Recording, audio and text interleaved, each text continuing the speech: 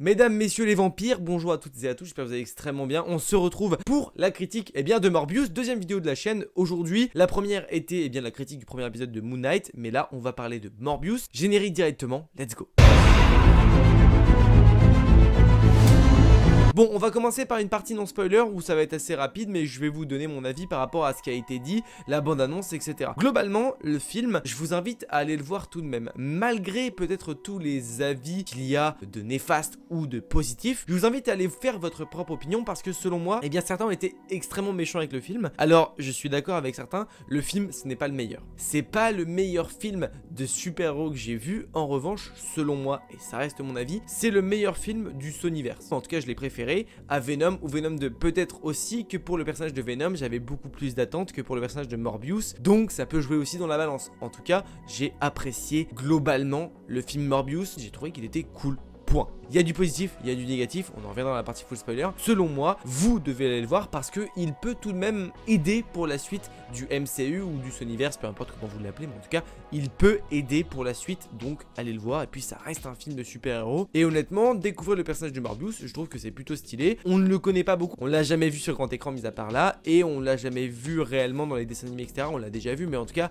il a pas un gros rôle à chaque fois, donc finalement, c'est un peu un film découverte d'un super-héros, d'un super vilain, d'un anti-héros, peu importe, on en viendra à ça après, mais globalement le film est regardable. Si vous avez réussi à endurcir le calvaire de Venom 2 et le calvaire de Venom 1, et bien dans ce cas là, vous pouvez endurcir le calvaire de Morbius. Et j'irai même plus loin, pour moi Morbius c'est le film de Sony le plus important. Je m'arrête là, suite dans un full spoiler, vous découvrirez pourquoi j'ai dit ça. Là où peut-être pour Venom 2, on avait vu énormément de choses en bande-annonce et finalement on avait vu quasiment tout le film, là je trouve que finalement, les trailers donnés par Sony, alors il y en a eu énormément, il y a eu beaucoup de choses, on a vu des choses, mais on n'a pas tout vu. Et ça, j'en suis plutôt content. Ou alors j'en ai peut-être loupé quelques-unes, mais en tout cas de moi-même, j'ai pas peut-être vu toutes les bandes-annonces, mais en tout cas de ce que j'ai vu, déjà on nous a induit pas mal en erreur, c'est un bon point ou non, mais en tout cas on nous a induit pas mal en erreur, mais j'ai trouvé le film correct. C'est vrai que pour la partie non spoiler, je suis pas très bon globalement. J'ai essayé de faire de mon mieux pour vous donner un petit truc. Allez voir le film et revenez ensuite lorsque vous l'avez vu. Ou alors si vous en foutez d'aller voir le film, bien regardez ma critique full spoiler si ça ne vous dérange pas de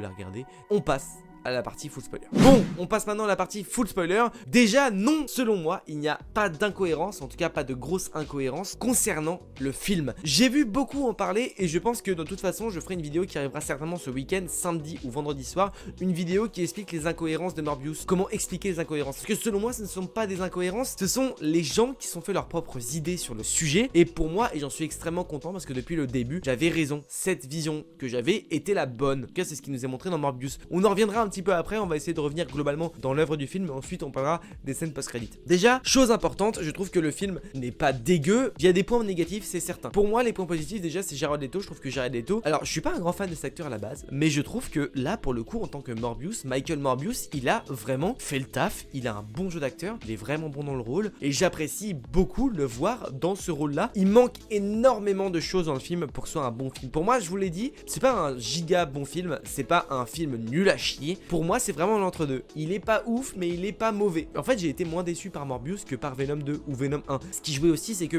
les deux m'ont déçu. Du coup, j'avais beaucoup moins d'attentes pour Morbius. Alors là où je suis peut-être un peu plus réticent, c'est l'aspect de Morbius. J'ai l'impression pour le coup d'avoir une bis repetita de Venom. En fait, à la base, Morbius, c'est pas un héros. Et là, en revanche, j'ai vraiment l'impression d'avoir le cas Venom, c'est-à-dire avoir un anti-héros plus vers un héros. La scène post-crédit peut nous faire mentir. Le film dure 1h30 et contrairement à d'autres films, je trouve que sur les 1h30, on a pas mal bien réparti le truc. On découvre un personnage sans trop rentrer dans les détails. On grossit le personnage, on sait de quoi il est capable, on sait ce qu'il peut faire, ses relations, enfin voilà, son petit passé, on le voit parce que c'est la base du film, mais autrement on n'a pas non plus des gros détails par rapport aux comics, etc. Et je trouve ça, en fait je trouve ça pas plus mal que le film s'ouvre au monde globalement et pas juste aux fans de Marvel. C'est peut-être ce qu'ils ont fait un petit peu à Venom aussi, là pour le coup Venom j'étais un peu déçu, Morbius c'est un personnage que j'affecte peut-être un peu moins que Venom, c'est pour ça que je suis moins touché et moins sensible à ça. En revanche, énorme point négatif, en fait à partir du moment où t'as vu les bandes annonces et où t'as vu 10 minutes du film, tu sais absolument ce qui va se passer, tu sais absolument qui va être le méchant, le déroulement du film tu le connais. Globalement, j'ai pas eu de grande surprise, donc pas se mentir.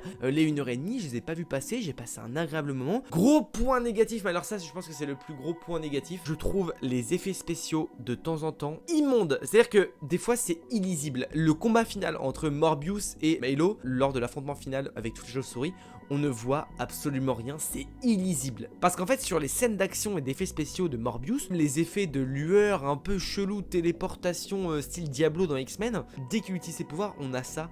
Ça détruit un peu le film dans les effets spéciaux, dans la vivacité du truc. Je trouve que ça perd en son...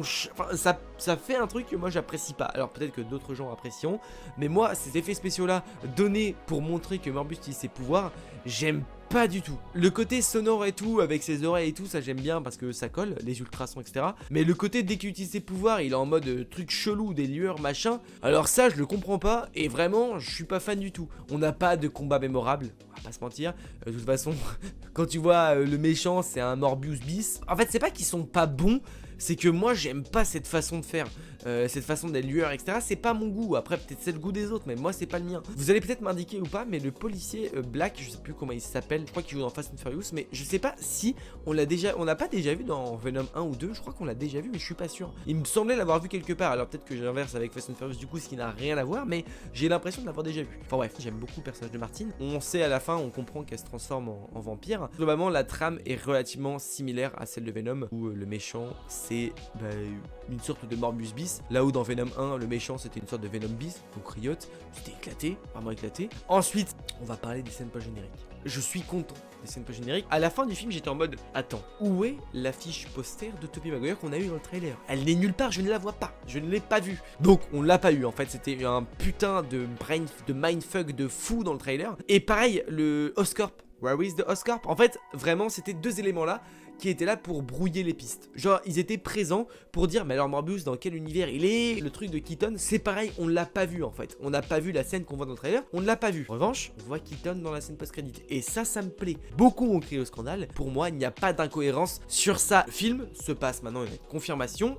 Je le savais, enfin, en tout cas c'était mon idée depuis le départ, dans l'univers de Venom. Kraven sera dans le même univers que Venom, et ainsi de suite. Ensuite, chose importante, dans Spider-Man No Way Home, on nous dit absolument en aucun cas que le sort de Doctor Strange a été efficace à 100% et qu'il l'a totalement réussi. Ce qui a causé la cause de No Way Home, et bien en fait c'est tout simplement les moments où Peter Parker a parlé à Strange lorsqu'il était en train de faire le sort. Le final de No Way Home, au moment où Strange fait le sort inverse pour renvoyer tout le monde chez lui et refermer toutes les brèches, et bien en fait, Peter parle encore à Strange à un certain moment. Il lui dit, bah écoute, oui, je suis prêt, mais le sort a déjà commencé. Il lui dit, oui, je peux le faire, machin, je suis d'accord avec toi, machin, truc et tout. Et à la fin, Strange même parle à Peter et dit, adieu Peter, bon, ravi de t'avoir connu. Mais le sort était déjà efficace, il commençait déjà. Selon moi, et c'est ma théorie que j'ai depuis le départ, mais personne n'était d'accord avec moi, eh bien, ça se confirme du coup avec ce film-là, Morbius, c'est qu'en fait, le sort de Strange a encore un petit peu capoté. Les personnages qui étaient présents dans No Way Home sont partis dans leur univers. En revanche, il n'est pas dit qu'il y a eu des erreurs d'univers. Et c'est ce que j'ai dit pour Andrew Garfield, c'est ce que j'ai dit du coup pour Keaton. En fait, eh bien, Keaton était dans l'univers de Tom Holland, c'est certain. En revanche, Keaton est maintenant dans l'univers de Morbius et de Venom. On le voit réatterrir, etc.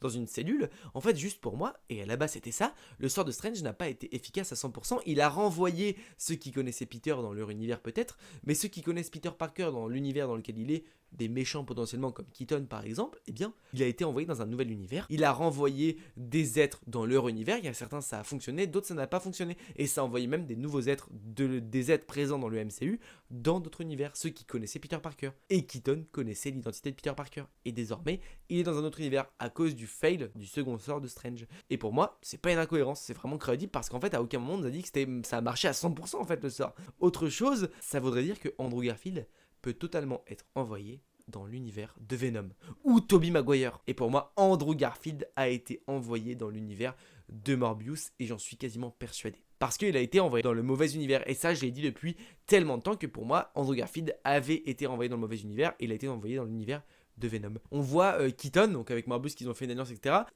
Les gars, Sinister Six, c'est certain, mais aussi Satis qui a pour moi un Spider-Man dans cet univers-là parce que Morbius a d'un coup changé. Il est en mode, bah ouais, je suis avec toi, on va le buter. Je pense que Spider-Man enfin, globalement, c'est ça.